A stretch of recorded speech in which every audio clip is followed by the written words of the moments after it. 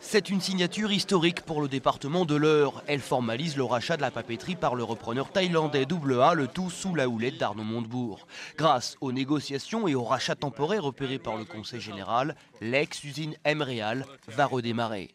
On est un exemple original et singulier qui est surtout le symbole de la volonté en politique et de l'engagement de la puissance publique, puisque ce que j'ai fait, je l'ai fait en liaison avec le gouvernement, Arnaud Montebourg qui a été tenu informé, qui nous a donné des coups de main tout au long de la procédure. Là, il y a encore un geste beaucoup plus important qu'ailleurs, c'est que le département a décidé de départementaliser le site. En fait, c'est une micro-nationalisation locale temporaire. C'est une première ? C'est une première, mais il faudra qu'il y ait des deuxièmes, des troisièmes, des quatrièmes.